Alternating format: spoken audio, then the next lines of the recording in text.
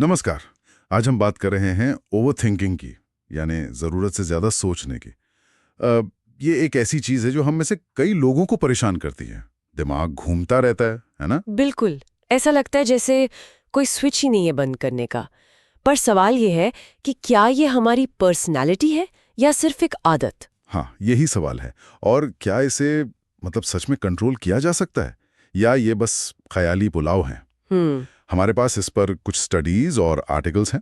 आज हम इन्हीं को थोड़ा खंगालेंगे अच्छा। और समझने की कोशिश करेंगे कि साइंस क्या कहता है और कौन सी टेक्निक्स हैं जो शायद वाकई काम करती हों। सही बात है।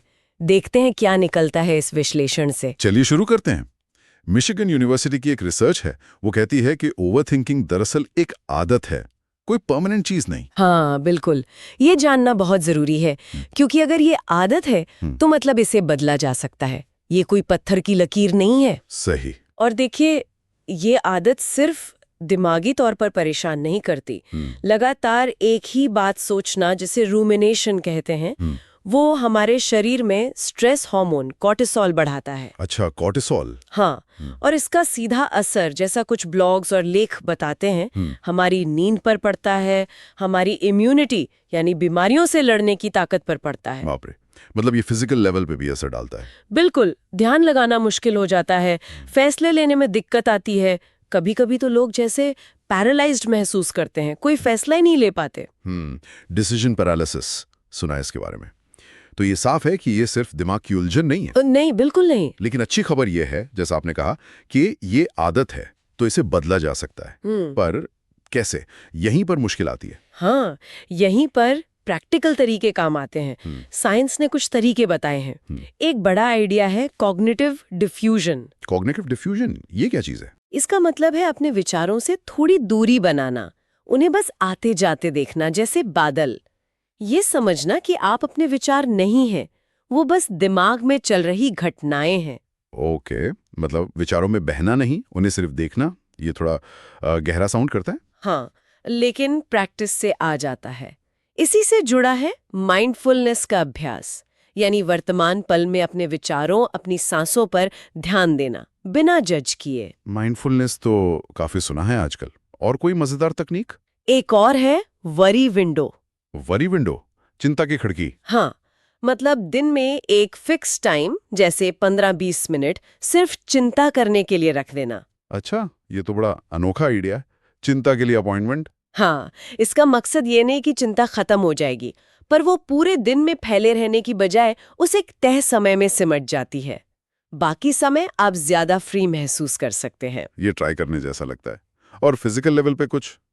कई बार बस बैठे बैठे सोचने से दिमाग और ज्यादा उलझता है। आपने बिल्कुल सही पॉइंट पकड़ा। फिजिकल एक्टिविटी बहुत मदद करती है।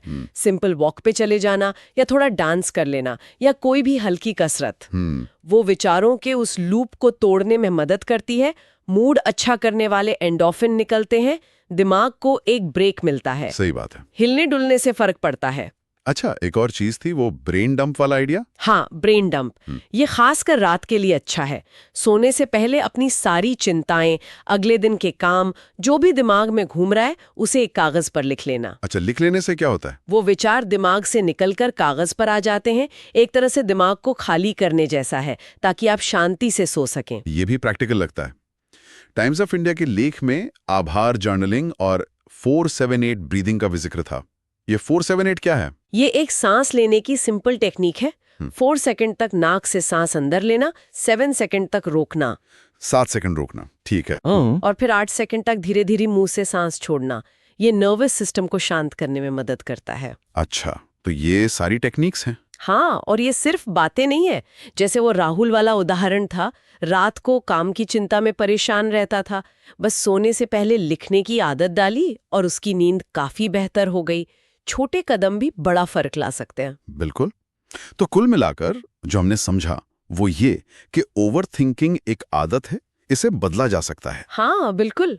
और ये जानना कि हमारे पास mindfulness, worry window, brain dump, physical activity जैसे प्रैक्टिकल औजार है, ये अपने आप में काफी राहत देता है।